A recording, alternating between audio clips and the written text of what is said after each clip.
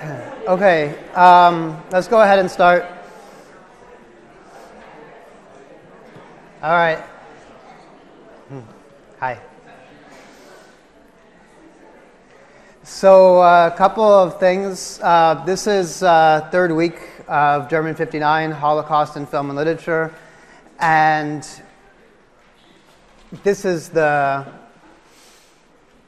week where we confront head-on the logic of the perpetrators in carrying out the Holocaust. And then in week 4, we'll take a turn from the perpetrators to the survivors and the victims. So really weeks 3 and 4 are kind of dialectical sort of bookends to one another. So we'll look at two different perspectives in the sense of what did the perpetrators not only think they were doing, but how they planned and imagined what they were doing and what they carried out. And then we'll look at survivors who were on the other side of, obviously, these policies and plans and actions. And we'll look at what they observed. So we're kind of going to, the way these next 2 days are going to work is we're going to have sort of big picture issues. So you can sort of see I'm starting with a large map of Central Europe and Eastern Europe, where the first mass killings of Jews took place in the early 1940s, particularly as the Germans advanced towards the Soviet Union. And I'm going to talk a little bit about that today at the beginning because this leads directly to the Wannsee Conference, which is a conference that took place in Berlin on June 20th, 1942. Almost 75 years to the day, in fact, from where we are now. And this conference is remarkable for a number of reasons, which I'll explain today, but largely remarkable because the idea was to involve all of the levels of the ministries, financial, technical, transportation, even the Department of Justice, the SS, the Gestapo, in carrying out the final solution to the Jewish question, which is for them really carrying out what we now know today to be a genocide. So this conference represents a key moment in the acceleration of carrying out the deeds of the Holocaust. But again, it only comes into play after you have more than 1 million Jews systematically killed in the East through bullets, and the first experiments, in fact, in using carbon monoxide to kill large numbers of people. So this conference, and I'll show you in the film a couple of examples of where this happens, but in the film that you hopefully watched for today, you saw largely, I think, a very interesting recreation of the logic behind the conference. And I'll talk a little bit about this film and also its connection to the historical documents that we have about this conference today. And then once we go from this kind of large view of sort of the perpetrators writ large, we'll focus on a couple of key people. And the key people that we'll be talking about today will be Reinhard Heydrich, Adolf Eichmann, and then Thursday, a lesser known but very important man in the sense that he was very much present at Auschwitz during the height of the killings, a man named Karl Hocker and all of the people around him that carried out the killings at Auschwitz during the height of the genocide, which is 1944. So that's basically the next 2 days. Certainly, a lot of what you're going to see, including some of the stuff that I'll show you today, I will warn you, is certainly graphic and upsetting. And if you do not want to look at it, you're welcome not to. And it won't be terribly long that I show you graphic things, though. So, all right. So let's go ahead and start. I left off last time with the charge letter that was sent by Hermann Göring, who was second in charge under Hitler, basically Hitler's successor, to a man named Reinhard Heydrich to figure out a way to deal with the Jewish question in not only Poland, but all of Eastern Europe, And again, this really is a function of the millions of Jews that came under control of the Nazis as the war effort accelerated. The very first way that they dealt with this was, and Reinhard Heydrich was in charge of this, were through these Einsatzgruppen, so these mobile killing units that advanced basically in 4 directions. They advanced northward, they advanced eastward, they advanced southward, and committed mass crimes by essentially, and I'll show you a picture of what this looked like, essentially of putting Jews into mass pits that were dug and shooting them. And so this, we have historical pictures like this. These were none of these were taken by victims. These were all taken by the SS. They documented what they did fairly extensively in most of the major killing sites throughout the East. And if you're interested in looking at some of this historical documentation, much of which is obviously very disturbing, there's quite a bit of it on the U.S. Holocaust Memorial website. Just one footnote about visual evidence, because oftentimes we look at textual sources, we look at diaries, we look at documents and speeches. There's a tremendous visual body of archival images and evidence from the Nazis. Almost all the visual evidence that we have from the period of the 1940s when the Nazis carried out their crimes was from the perspective of the Nazis themselves. As I say, the victims were not out there taking photographs. In fact, they wouldn't have had access to it because they would have been killed. We know of, and it's extraordinary, we know of actually 4 photographs in the entire documentary history of the Holocaust taken by victims from within a concentration camp. And they're pictures that were smuggled out of Auschwitz in 1944 in order to show what was happening from within the camp. They were actually smuggled out in a toothpaste container. And those are the only pictures that we have. So everything else is really a document of the perpetrators. And so pictures like this were really not just, they weren't there to show you the atrocities per se, but really they served a purpose of documenting, I think, the pride in carrying out the deeds that they carried out. These were not pictures that were meant to expose. They weren't meant to be, given to some kind of higher body, the UN or something. They were pictures that were very much pictures of, I'd say, pride and effort of carrying out a deed. And I would certainly say when you look at Carl Hocker's photograph album for next time, these photographs are very much in the line of that way of thinking. Now, of course, such photographs like this could be used as evidence, and they were used as evidence in court trials that took place, especially as you could identify potentially some of the soldiers who were there and some of the SS officers that had worked in this domain. I'm going to show you a short little video. It's like about 2.5 minutes that also has a small piece of footage that is a film footage from a massacre carried out by one of these Einsatz commando groups.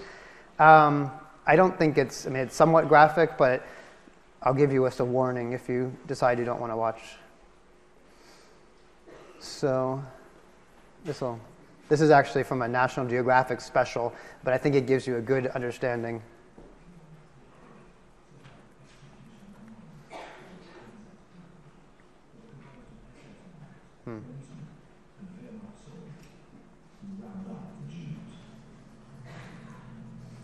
Oh, you're not seeing anything. Okay, never mind. Why are you not seeing anything? Okay, never mind. Why is that still on? Let's see if we can make that go away. Escape.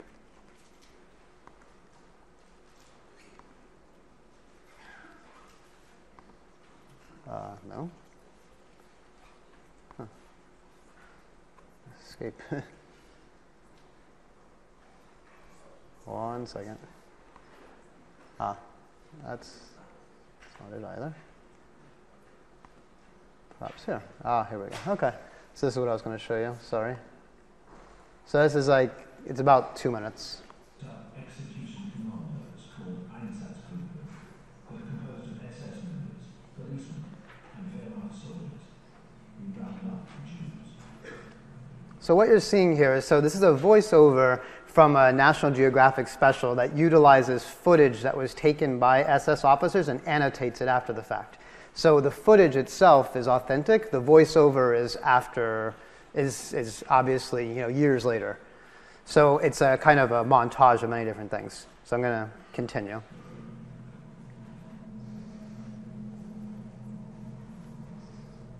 The SS take the Jews into the woods and give them shovels till they can dig their own graves.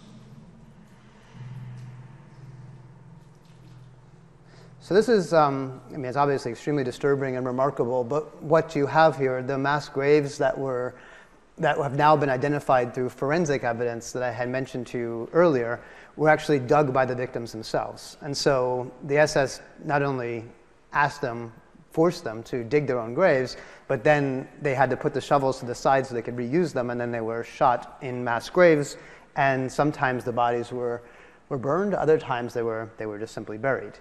And so, again, the footage here is not reconstruction, it's not reinvented, it's footage shot by the SS with an audio track that's been provided. So the audio track was not part of it.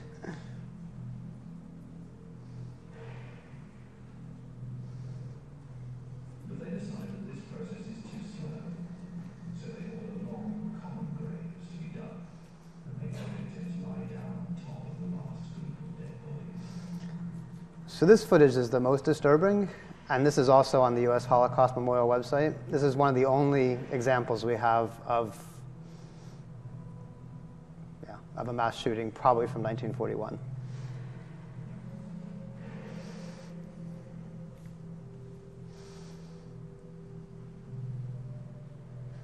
But even this procedure takes too long. The SS prepare a ravine known as Babi Yar near Kiev. So Babi Yar, as I mentioned last time, is the most, perhaps the most well-known massacre of more than 20,000 Jews in a course of 2 days. And that's what the reference here is. It's outside of Kiev, which is a major Jewish center. 33,770. And amazingly, there's footage of the people that would be executed. This is particularly disturbing, too. And children.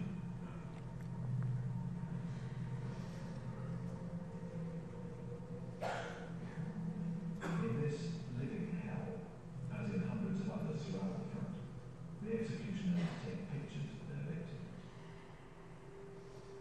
This premeditated, cold-blooded massacre of 1 million Jews will come to be known as the Holocaust by bullets.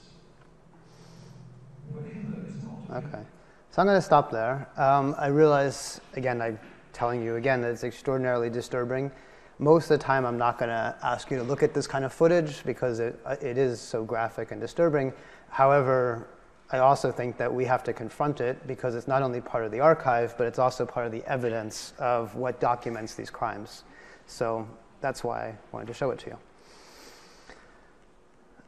There's more of this online if you are interested.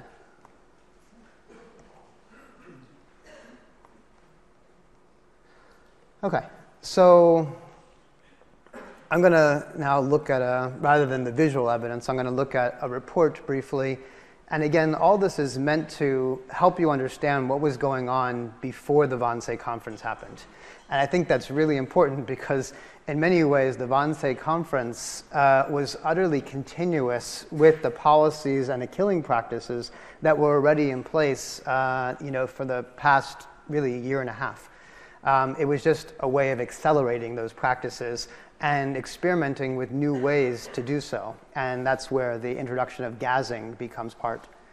So one of the major reports that we have, kind of going side by side with that visual evidence, is a report by the commander in charge of Lithuania. And Lithuania has, in 1939, about 150,000 Jews. Let me actually just real quick, just remind you of sort of where that is on this picture. This is where we are, Lithuania. So 150,000 Jews in 1939. Latvia has 95,000, Estonia 5,000. These Jews will be all killed by bullets, Einsatzkommandos, who move through this territory. And the Jaeger report, which is what I provided you with, and the links on the syllabus, is about the killing of the Jews of Lithuania. So, go back here. I'm going to see if I can click on that and bring that up. Again, it's a little finicky as to whether it lets me. No, I ain't actually. Yeah, it doesn't like, it's not friendly to me here. When this, huh. Won't let me go between the two things, sorry. Yeah, so it doesn't let me go between the PowerPoint and something else, so I'll just bring it up here. Okay, so here it is, yeah. So this is linked from the syllabus, and this is one of the few reports that we have of the carrying out of the efforts by the Einsatzkommando. So the number of victims that this report documents is 137,000 lives that have been lost in a period of about 6 months. And so this is a report provided by the actions of a particular, to this Sicherheitsdienst, which is the Security Council or Office, by an Einsatzkommando Group Number 3 that moved between the summer of 1941 and December of 1941. And so what you're seeing here in terms of the date, this is, they write the day first and the month. So this is July the 4th, 1941. This is a particular location, and this is the number of male and female Jews who were killed. And what the report says is the complete list of executions carried out by the Einsatzkommando 3 area up to December 1941. Security police duties in Lithuania taken over by Einsatzkommando 3. Gives the date. This is the area around Vilna. And it goes on to tell you exactly by number how many people were killed by day. And it's extraordinary cold, detailed, quantitative. You'll also notice that although primarily Jews are killed, there's also a number of other groups that are targeted, sometimes communist officials, sometimes Lithuanian communists, Russian communists. On occasion, there's mention of gypsies as well. But for the most part, you're talking about Jews. And as you go through the report, what's staggering is there's sometimes commentary that's provided as to different things that happen. Like, for example, one time there was a German officer who was killed, and then they annihilated the entire town as reprisal for that. And as you go through this, you actually see the numbers increase dramatically. 3,200 Jews killed on a period of 2 days in 1941. The number over here are the totals they carry forward. And you can see other groups as well: Russian communists, Russian guardsmen, Poles, gypsies, Jews, Jewishes, Armenian, and so forth.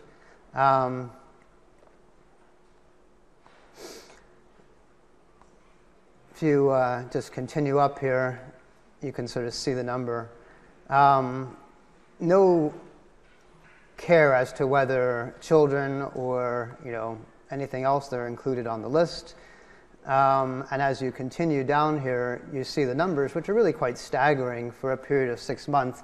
99,000 people have been killed around the major metropolitan areas like the city of Vilna.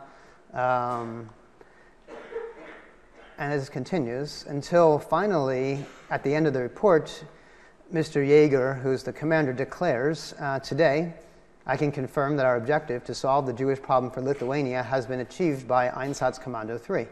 In Lithuania, there are no more Jews, apart from Jewish workers and their families. Now, these are people who have been enslaved in particular work battalions. But remember, if the number of 150,000 was there in 1939, he's basically declaring that you have 137,000 that have been killed in a period of 6 months. And then he says, I consider the Jewish action more or less terminated as far as Einsatzkommando 3 is concerned. These working Jews and Jewesses still available are needed urgently, and I can envision that after the winter, this workforce will be required ever more urgently. I'm of the view that the sterilization program of the male worker Jews could be started immediately so that reproduction is prevented. If, despite sterilization, a Jewish becomes pregnant, she will be liquidated. And so even though they preserve this small group of workers to help through the winter, they imagine sterilizing them so that they would not reproduce. And ostensibly, this would solve the Jewish question. And so again, it's also looking at biology here as part of the action. Question? Earlier in this report, they say that these actions were taken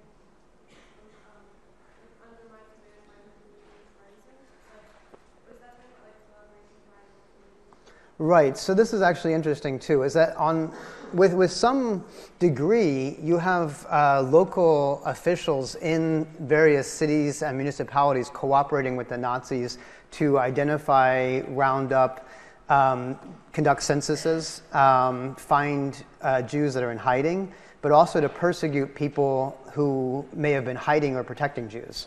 And so sometimes, in this case, Lithuanian partisans refers to collaborators with the Nazis in identifying, locally where the Jews live. Because again, you can imagine Nazis coming in, they don't know exactly where all the Jews are. Jews may be 25% of the population, but they, need to be found.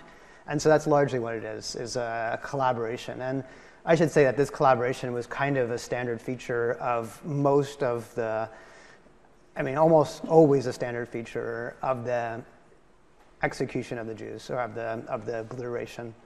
In cases where, and this is really interesting, for us, and I had mentioned Bulgaria and Denmark earlier in the class, and we'll turn to an example, I think in week 4 or 5, where we'll talk about resistance. There are times where every level of the government and the church did not collaborate with the Nazis, and in those cases, the Jews of those countries, in Bulgaria and Denmark, actually survived. When the local officials at all levels, at the level of the police, at the level of church, at the level of government, cooperated, the Jews were almost completely killed. And that's a really remarkable thing. That resistance was possible, but it had to be institutional. So yeah, great question. Really great question. Yeah. Yeah, I should say that the word partisan is a little confusing as well, because partisans will come back later in the class as examples of people who were fighting against the Nazis. So when you talk about like Russian partisans or Jewish partisans, that is a term that's given to refer to a kind of underground militia that developed on the part of the Jews to fight behind enemy lines and to work against, often to work with the Russians when the war began to turn, and also to fight against the Nazis. So partisans is a little bit of a misleading term, but here it refers to collaboration. Anything else? Question? Okay. So I'm going to go back to PowerPoint here and bring that up again from current slide. Yep. All right. Ta-da. There we go. All right. So now go on. So this is what's going on in the kind of the pre-context of the Wannsee conference. One of the men who participate in the Wannsee conference, a guy named Rudolf Lange, was in charge of the Einsatzkommandos in Latvia. And so he was coming with that knowledge to the conference saying, hey, we've been doing this already, but we need a better way. Göring had already authorized Heydrich to convene this conference largely in order to get all of the necessary buy-in in order to carry out the final solution. So this is really the charge letter that Göring gives him, which is months earlier from when he convenes the conference, is to make all the necessary preparations in regard to organizational and financial matters to bring a total solution to the Jewish question in the German sphere of influence in Europe, meaning in all the countries that Germany now has occupied. In the conference, in the film that you saw, Heydrich gives some reasons as to why it took him 6 months to actually call the people together, partly because of the entry of the United States into the war, partly because of just the sheer number of countries involved in the logistics, and the fact that the Einsatzkommandos are already doing much of this work, and yet they're getting reports back from German soldiers, one about the emotional stress that it takes in terms of carrying out these crimes, and so you have people who are in the SS also deserting, although not many, and you have the tremendous effort that it takes in terms of just the number of bullets. I mean, just to imagine, millions and millions of bullets to carry this out, it's not the most efficient way to carry out a genocide. And so this conference is really about thinking about what they've learned to date, and then how to employ the next level, the next step. So these are the guys, all men, remarkable in that regard, I think. that they're all men, but they're also men who are fairly well educated. One of the things that I think is important to recognize is that of the 15 members that participated in this conference in Berlin, 7 of them have PhDs, others have JDs. They're relatively well educated, you would say smart, imaginative even, trained, and so it begins already to complicate our understanding of the kind of the image maybe that we have, the Hollywood image of the kind of the Nazi thug.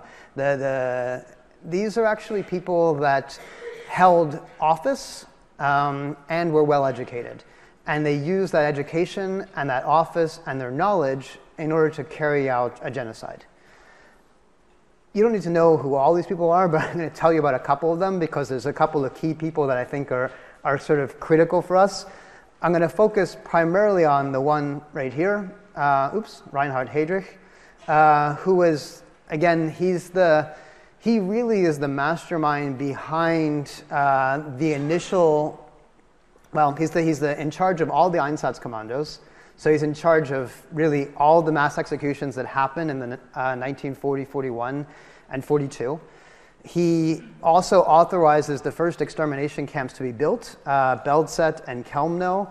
He authorizes the use of carbon monoxide to carry out the gassings, and he authorizes further experimentations in developing means to exterminate people using Zyklon B gas. This all happens before he's murdered in June of 1942. He's murdered by a Czech resistance fighter, and so he's never brought to trial or anything like that because he's killed 6 months after the conference takes place. The person that really assumes much of the sort of the logistical know-how for carrying out the deportation of the Jews is a man named Adolf Eichmann, who maybe in the popular imaginary is maybe the most well-known Nazi, outside of Hitler and Himmler and Göring. Eichmann, and I'll talk about this later in the class today, was actually brought to trial, found in Argentina after the war in 1960, stood trial in Israel in 1961, and was executed by the Israeli state in 1962. He personally orchestrated the evacuation of 400,000 Hungarian Jews towards the end of the war to Auschwitz. He also handled all of the railway and logistical organizational work to make sure that essentially you could say the trains ran on time. He carried out the logistical network, the technological backbone for the extermination of the Jews. A couple other people that are just on this list. Lange was the person in charge of Einsatzkommandos in Latvia, and comes back to the conference reporting about the knowledge, very similar to the Jaeger report. We don't have a similar report by Lange, but you could imagine it was something similar to what Jaeger did. This guy, Heinrich Müller, is in charge in the Gestapo, so the German secret police, and he's there as a representative of the Gestapo office, underneath of Heydrich, who's underneath of, essentially under Göring and Hitler. He's charged back actually with crimes against humanity and executed in 1948. He's one of the few who actually brought to trial for their crimes. Freisler, who's up here, this is perhaps ironic, but comes from the Ministry of Justice. They have such a thing, oversees constitution, and is there as part of the German judiciary, Nazi judiciary, I should say. Obviously, this stretches our imagination a little bit. Stuckart, who's here, was in charge of policies around what's called Mischlinge, meaning people of mixed race, German and Jewish, and implementing those policies. One of the things that happens in the Wannsee Conference is this very long and kind of technical and strange debate over whether people of mixed blood should be also evacuated and killed. And part of this is because there are Germans married to Jews, and they are very sensitive to causing public unrest if they were to begin to arrest non-Jews or perhaps the husbands and wives of Jews.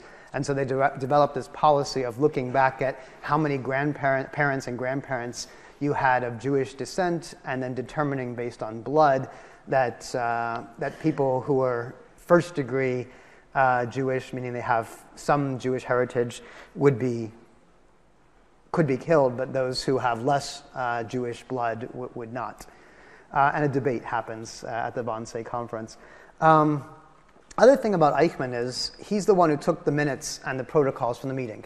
So he's the guy who provided us with the historical documentation that we have of what they actually talked about and said at the Wannsee conference. And so those protocols, which I asked you to look at, which are the basis of the film that you saw for today, were provided by Eichmann and then translated, obviously, into English for us. There's a number of other folks on here, but I don't think there's no real reason that we need to go into them because I'm much more interested in focusing on the couple of the protagonists. Okay. So the film itself. We'll talk about the film, and we'll look at the historical documentation as well. This film is a little different than the propaganda films that we saw already. One, because the propaganda films were they were created by the Nazis in order to produce, to kind of amplify their ideology. This film is a historical reenactment based on documentary evidence of a particular historical event. And so if I was to put a genre around this film, I would just call it historical reenactment, meaning they find actors and actresses to play the parts of the historical personages that we know were there at the conference and to approximate their personalities based on evidence that we have of how they behaved and what they did. Much of the dialogue, as far as I can tell, and I've done a lot of looking at the dialogue, is based on historical documents. So to say, it wasn't dialogue that was fictitious or created. It was dialogue based on letters, based on Eichmann's report, based on Himmler's speech, based on letters that were received internally about different problems. And so I think reenactment and restaging makes a lot of sense based on historical documentation. I should say that there's a little bit of a splicing together of different things. Like there's references to a speech that Himmler gave in 1943 that would be, anachronistic for 1942. I mean, that's true. However, again, they're looking at kind of a wide range of documents that these Nazis spoke and then bring it together in order to restage this single conference. So, some basic questions that we want to talk about here is obviously, it's in German with English subtitles. This is not a film that, I don't think, it's a strange film in some ways to watch. I imagine it's even kind of hard to watch because they're not only speaking German, they're speaking German very fast. The subtitles are a little hard to read. I understand that. But I think what I wanted you to get is something about the logic behind the conference itself and the thinking, as far as we know, of what the protagonists were, what they were thinking and what kind of people they are. So I guess my kind of opening question, then we'll look at a couple of sections, is, who are these 15 protagonists? And I don't mean literally what their names are, but what kind of people are they? What do we sort of get in terms of how they're depicted in the film? How would you describe them in terms of their character? What do you think? It's an open question.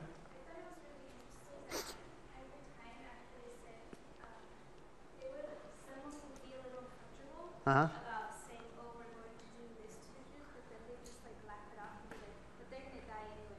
Right. So I thought that was really morbid. Yeah, there's a kind of morbidity. Yeah. This is to say, there was levels of the film where not everyone was entirely on board with the plan.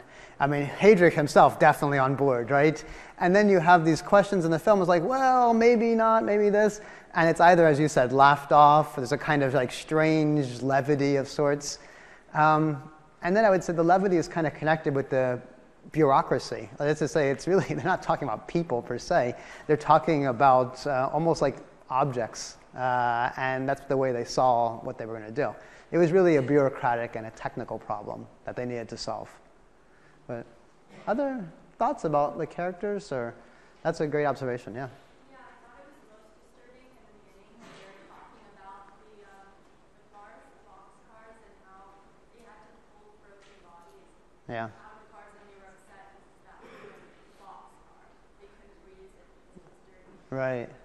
Right. So I mean, like the tremendous lack, I guess I would say, of empathy is sort of how I would read that. I mean, this is something that is remarkable, and it's something that stays with it as you look at, even if you ever study the trials and footage of Nazis who were put on trials, there's a remarkable lack of, I guess, empathy to the victims. And this is certainly, all of Eichmann's trial is actually on YouTube if you wanted to watch some of it. And it's really remarkable that at no point, would he put himself in the perspective of one of the victims. And the film kind of captures, I think, that idea. Yeah. Well, when we were talking about like the mass shooting, they were saying how some of the guards were complaining that like it was like stuck with them. Mm-hmm. The shooting. He's like, you see, like this proves that the Germans are humane people, that Right. they're affected by the sights of what they're doing. Right. So this is actually a reference to Himmler's 1943 Posen speech. And so this is at the height of the genocide. Himmler goes to talk to German soldiers and finds that many of them are very upset by, the scenes of atrocity, both the mass shootings, but also the gassings and everything else. And that for him, he says, no, don't worry. This is actually, you're human, but you're also heroic.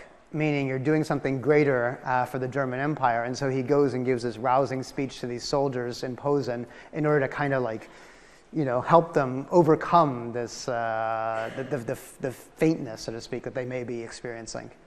So that's actually a historical document from later that's imported back in, but not much later. Anything else? Yeah.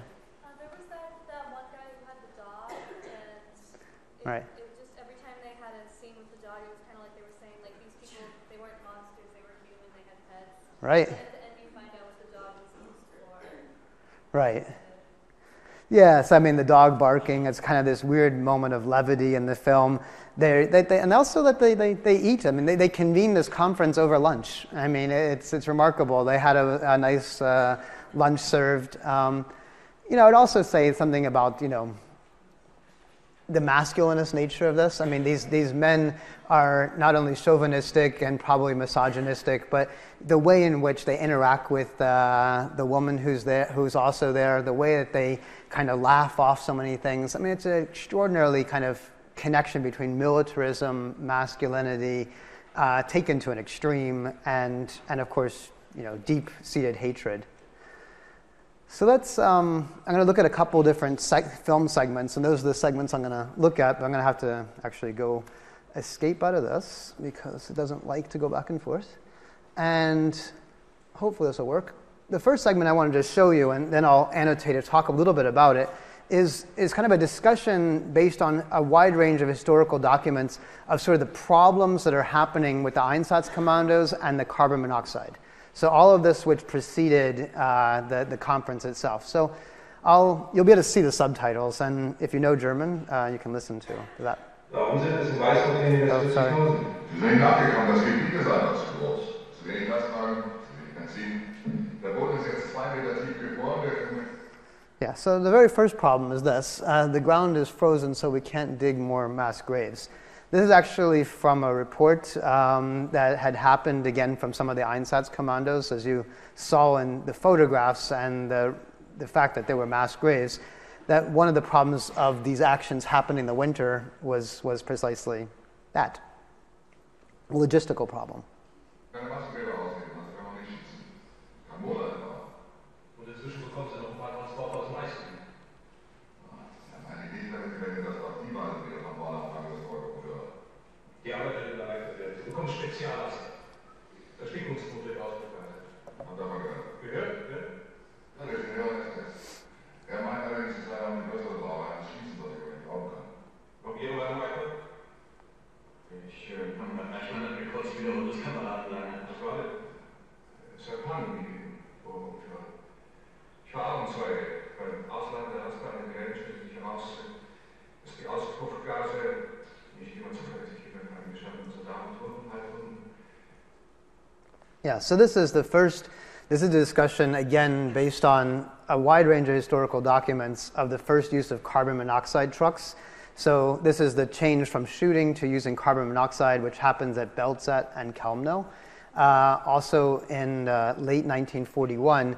and some of the first experimentations in technically how to do this. And so what I think is remarkable about this conversation, and also what's remarkable about so much of the documentation, I mentioned the lack of empathy, which is clearly there, and the lack of seeing the humanity in the victims, but that the way they approach this is really as a technical issue. Really, it's really a technical problem. Like, we need to figure out how to fix this. It's a technology issue. Maybe it's a financial issue. Maybe it's a manpower issue. But at no point is it a human issue, because they really didn't see the victims as human.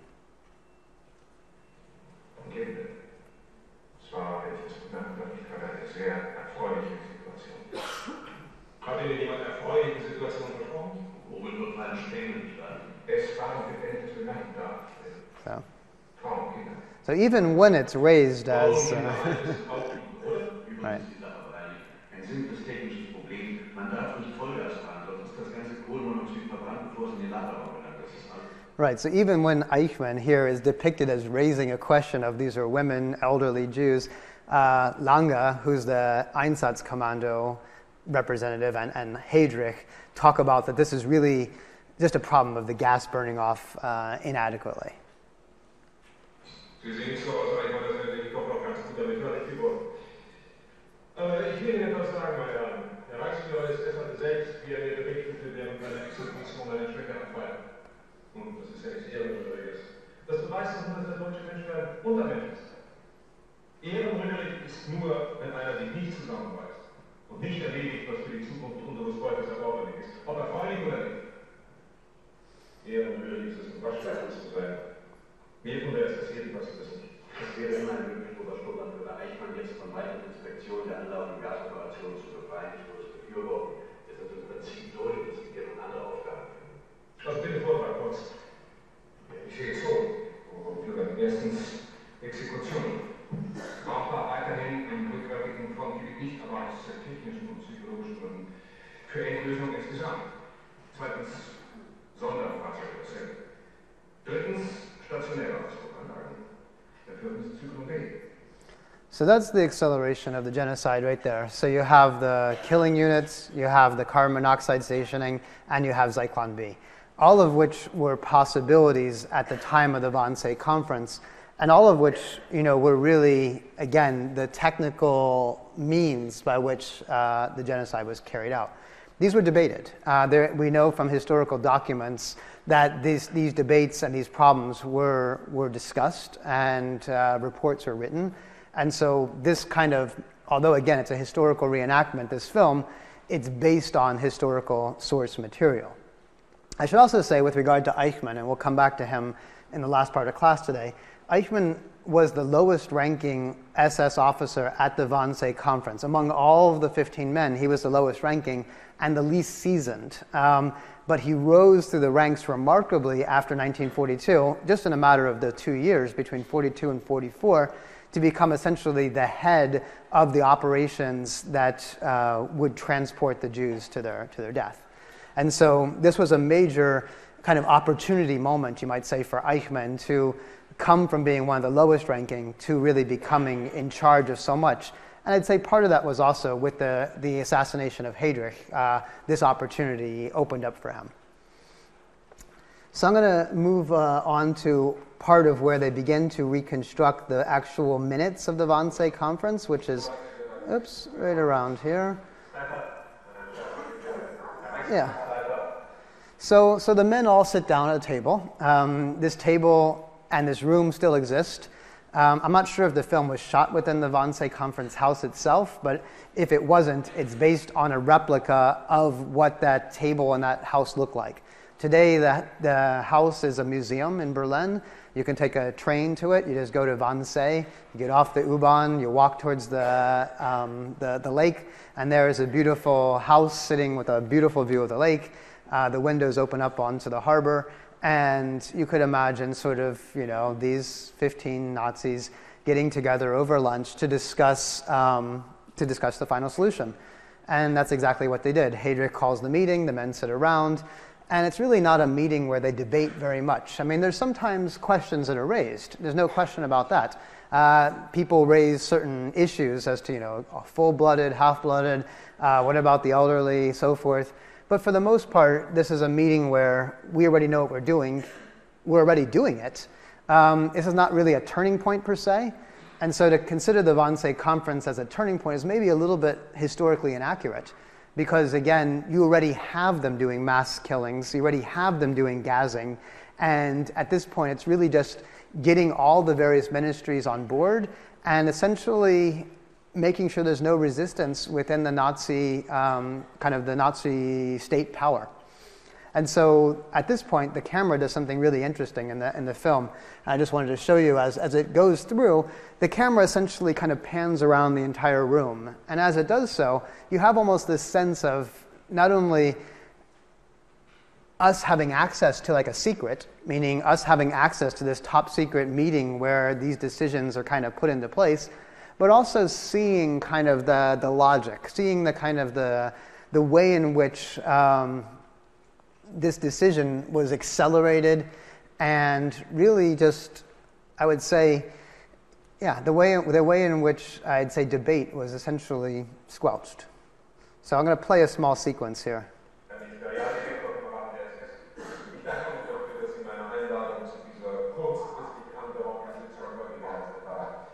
Der Zweck dieser interministeriellen Veranstaltung ergibt sich aus dem Schreiben des Herrn Reichsmarschalls an mich, das wir im Einladungsschreiben an Sie beigeschlossen haben. Jawohl, richtig.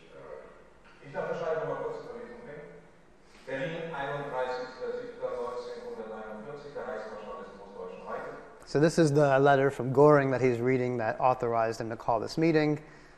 Beauftragter für den Vierjahresplan, Vorsitzender des Ministerrats für die Reichsverteidigung, an den Chef der Sicherheitspolizei des SB, des Heidrich, Berlin, Obergrundführer, Obergrundführer, seinerzeit noch nicht und geschenkt. In Ergänzung der Ihnen bereits übertragenen Aufgabe und so weiter, beauftrage ich Sie hiermit alle erforderlichen Zubereitungen in organisatorischer, sachlicher und materieller Hinsicht zu treffen für die Gesamtlösung der Jugendfrage in Europa. Ich beauftrage Sie weiter, die Gelder einen Gesamtentwurf zur Durchführung der angestrebten Endlösung der Jugendfrage vorzulegen. Sofern hierbei die Zuständigkeiten anderer Zentralinstanzen berührt werden, diese zu betreiben. Also, im Besonderen Sie, mein Herr, ist eine Königin. Na bitte. In Deutschland gibt es Protokoll. Gibt es einen besonderen Grund, Herr Reichsprotektor? So I'm going to stop there.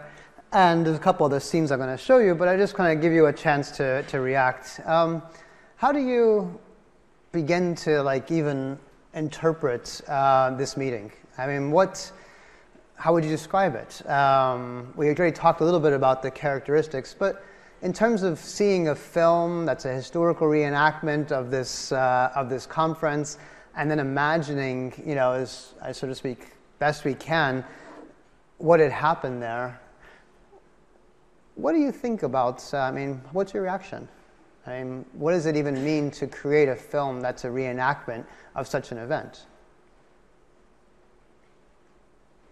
I interpret it, I'm not necessarily sure what to make of, their motives and all this is just so disturbing to begin with, but I think the fact that it's a reenactment that allows us to see a conceivable depiction of what happened, maybe as a comment on the world as a bystander to the events. I know you talked, I think, last week about how the United States had the opportunity to bomb Auschwitz and didn't proceed with that plan. That's Right. the thing of just sort of standing by. Maybe that's like we have this what happened. Right. Yeah, that's a really interesting observation. Part of what you were saying is that to have this film reenacting these historical documents in this meeting, it also makes it imaginable, right? And so we can't talk about the Holocaust as unimaginable. Like, how could they have done it? It makes no sense. Actually, it's really logical. It's remarkably logical. They sat around a table, they had lunch, they discussed what the issues were, and they solved the problem. And in many ways, what this film does is it makes it totally imaginable. And that's what's so disturbing, right? It makes it completely within the realm of human imagination. It's not like out there on Mars. This happened right there in Berlin at this house with pieces of paper and pens and lunch and people wearing ties and people with PhDs sitting around talking and getting them all on board. The film, in some ways, makes this event totally imaginable. And that's precisely why it's so disturbing. Other thoughts? Yeah. It kind of humanizes the strange way, like Mm-hmm. it doesn't seem that different from like watching a current TV show about like Mad Men or something like Right. where they're all around working, talking, joking about it from the street, like something inside. Mm-hmm. It humanizes them in some interesting ways. I mean, granted, they're kind of, they're not like the nicest. I mean, there's a lot of, there's a thuggishness about them, to be sure. But I mean, after all, they eat, they laugh, they talk, they womanize, they behave in some ways like masculinist military officials, dead set on carrying out their exterminatory plan. But they're also human beings, and in that regard, it's important to remember that they're human. And in some ways, all too human. And in that regard, I think it also goes to your point, is it makes it not only imaginable, but also done by human beings who have families and children and parents and educations and all these world aspirations that you and I have. And so in this regard, it makes it actually surprisingly close in terms of the fact that we're part of the same species. So let me go ahead and show you one other section that I wanted to play, which is from the Wannsee Conference protocol itself. So I'm going to skip up to around minute 33. Oops. Okay. And they speak German. I mean, if you understand the German, it's not only very fast, I would say it's also extremely kind of technical in bureaucratese, using many neologisms that are coined by the Nazis to talk about this plan. And this is all, again, based on the historical documentation that we have. There's a point here where he begins to quote directly from the Wannsee Conference protocols, or the film quotes directly from it in reenacting what had happened. And I wanted to just draw your attention to a couple of the bits of language that Heydrich uses, and that point where he goes to the map in the film to talk about sort of the work to date.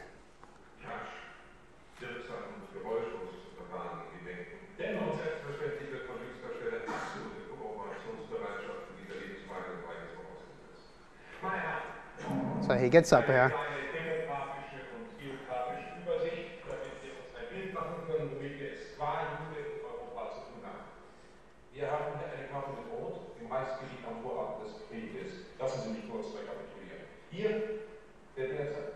A couple of interesting things here that are about to happen. I mean, this is, one of the only points where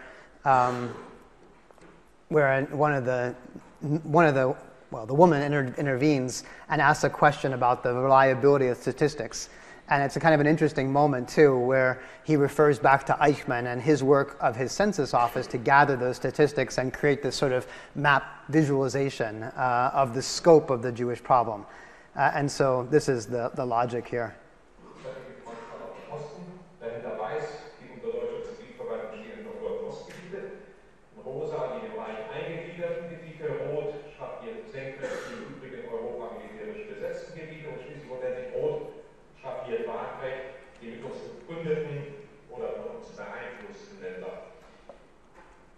Was ich nun über die ganze Karte die Fliegentechnik spreche, meine Herren, soll Ihnen die jeweilige Dichte des jüdischen Bevölkerungsanteils vor Augen führen. Das ist es, womit wir es heute zu tun haben. Und je weiter wir in diese Gebiete zwischen Riga Nord und der Sachsen sind, desto kompakter ist der jüdische Gegnersgegend. Diese Herrschaften haben sich da seit Jahrhunderten in unglaublicher Weise breit gemacht. In meiner Heimatstadt Odessa, wenn ich einmal da gibt es allein 70.000 jüdische Einwohner. Ja, Hat es wirklich? Ja, natürlich. So this is, in my district alone, there were 70,000 Jews. And he says, there were. And the guy who responds is the guy from the Einsatzkommando in Latvia that had been in charge of killing them all. So that exchange is based on just the prior actions that had happened before the men got together. Also bis kurz zu machen, meine Herren. Unsere Einsatzgruppen haben nun den Truppen immer dicht auf den Fersen diese Judenkonzentration mit einem ersten unerhörten Schlag praktisch gesagt. Wir haben dabei den alten Antisemitismus der dortigen Bevölkerung mit gewissen provokatorischen Maßnahmen geschickt in unseren Bescheid. Eine Zwischenfrage oder die Erfolge erscheinen kaum vorstellbar. Wie groß ist so eine Einsatzgruppe? Wie arbeiten Sie? Darf man das erfahren? Aber nein, der Kampf. So here's his report about how the Einsatzkommandos work. Zusammensetzung, Waffen-SS, SS-Reservisten, Gestapo, Kripo, Auto, SD. 2 Dutzend weitere Angestellte. Die Gruppen operieren in Kommandos aufgeteilt. Der Erfolg beruht auf einer Kombination von Organisation, Überraschungseffekt, Täuschung und kompromissloser Verlegungseffekt. Das ist sicher eine enorme seelische Belastung, Sturmführer. Dazu direkt ist es nicht, aber Befehl ist Befehl, Herr Ministerialdirektor. This casual mention of Befehl is Befehl, like orders are orders, this is often then given later in trials the justification for we're just following orders. You know, orders are orders. They come from the top. I didn't choose this. I didn't do this. So it's remarking about something that we know later about the hierarchy within the Nazi organization. I'm going to just go to minute 37 where he quotes from the... Yeah. Also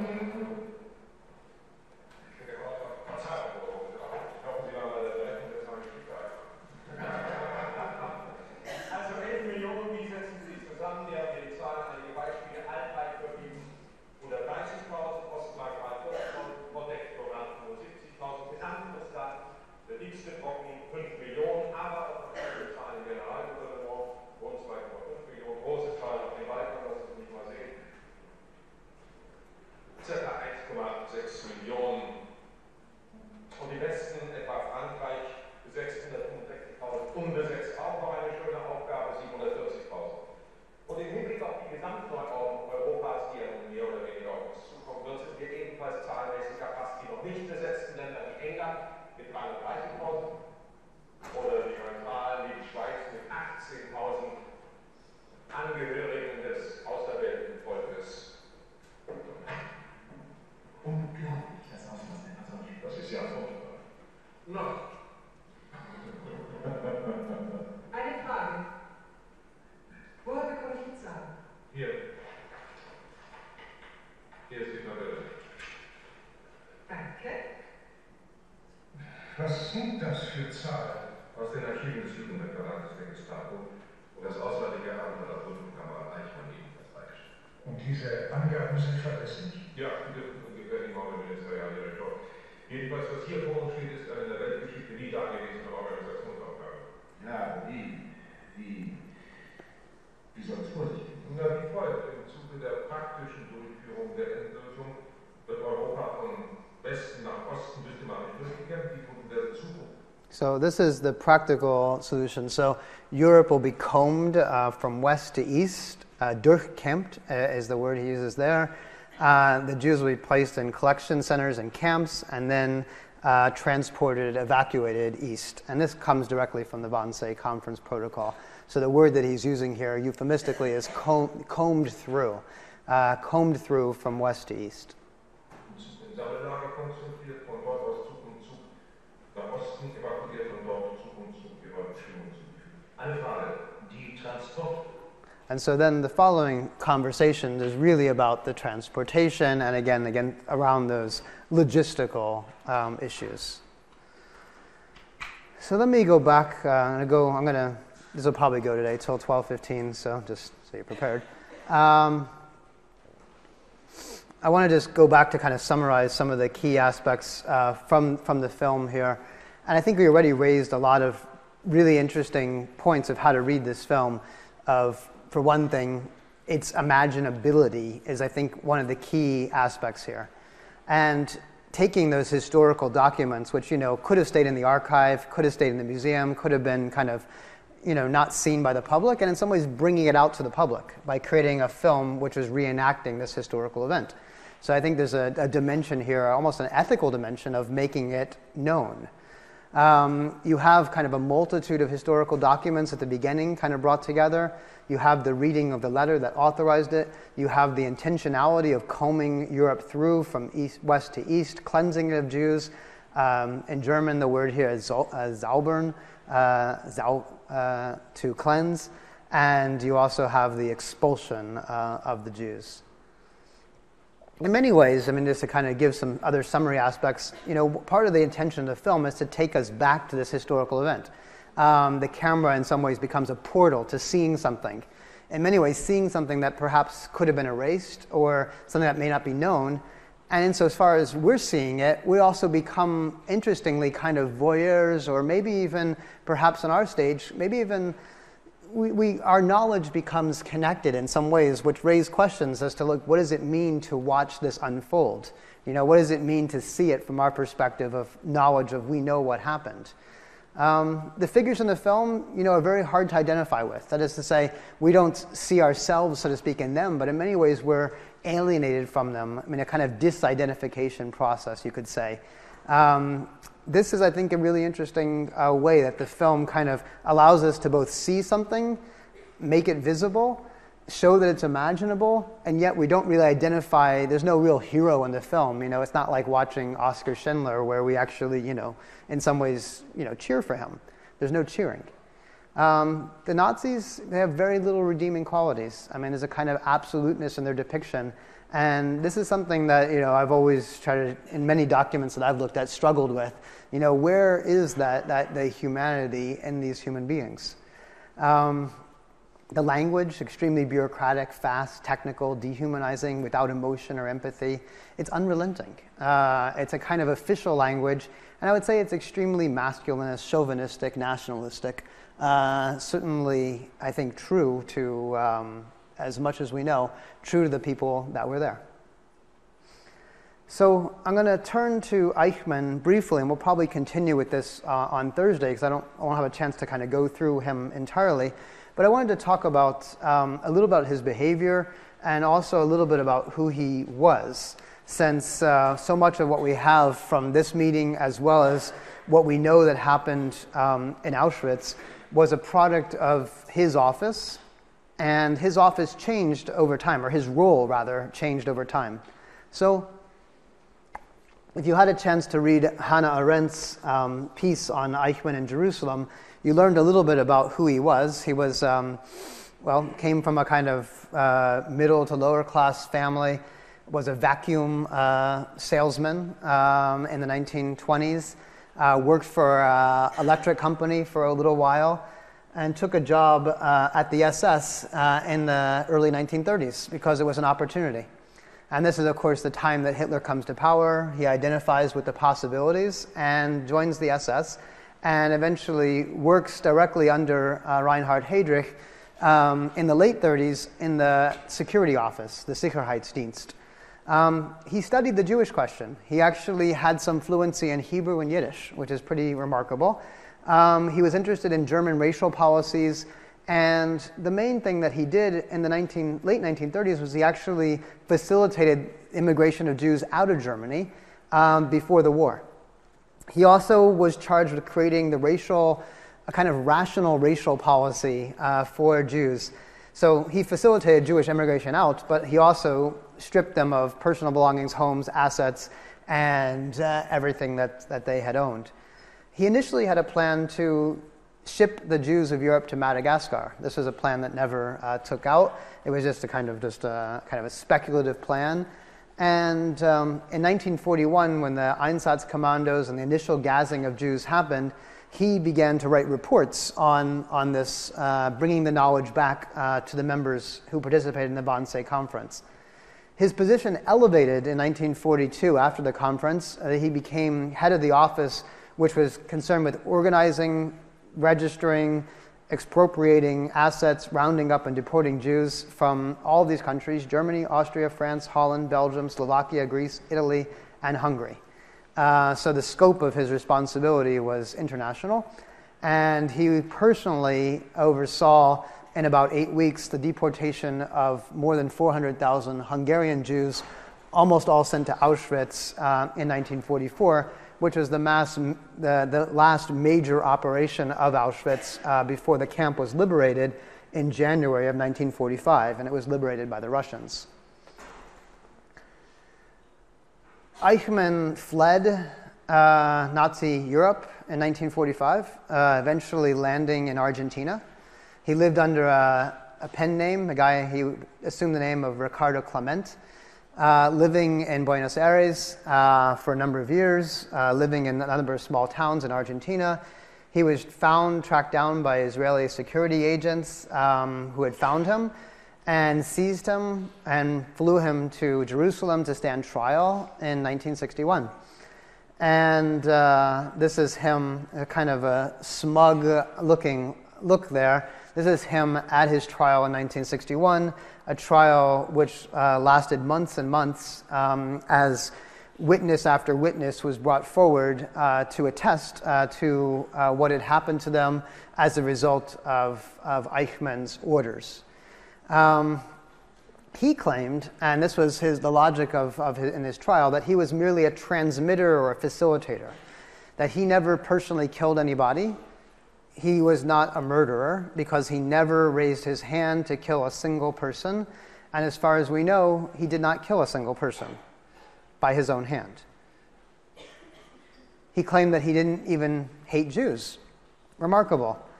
He claimed that he actually knew Jews. He liked them perfectly well, but he was following orders, and everything that he did was done according to the letter of the law. It's very important that he continued to emphasize this, that what he was doing was legal. It was legal under the letter of the law as articulated by the Nazis, and that was a large part of his defense. He was brought to trial, obviously, and he was found guilty on the charges, of which many of them were conspiracy and collaboration in carrying out genocide, and hung in 1962. One of the things that I'm actually going to just show you very briefly, and I won't have time to go into this in detail, but on YouTube there's an extraordinary, funny. I don't know if it'll come up if I do this. No, it doesn't extend. Let's see if it comes up. No? All right. Good enough. It doesn't do that, so I'll go back to this. Escape. I'm going to show you just a little section from YouTube. There he is. And this is him at his trial. And the trial was conducted partly in German, partly in Hebrew, partly in English, so there's a lot of kind of going back and forth here.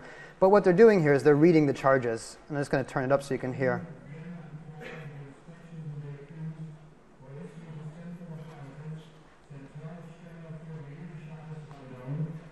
For the direction of which the accused was possibly responsible until their liquidation towards the end of the Second World War. D.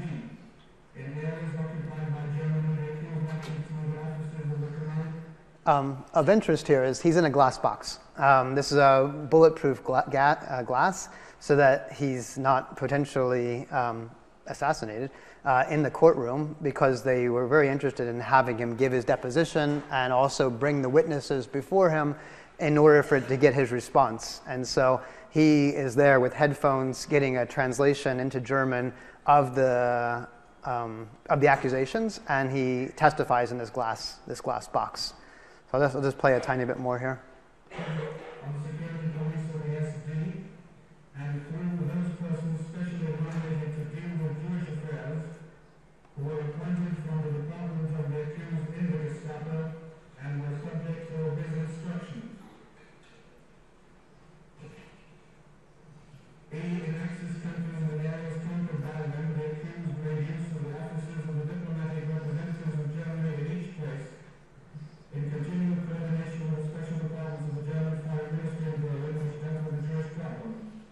Advisors were appointed in the offices of such diplomatic representatives from among members of the department of the accused who were subject to his instructions. F. So this is basically saying that he appointed the people.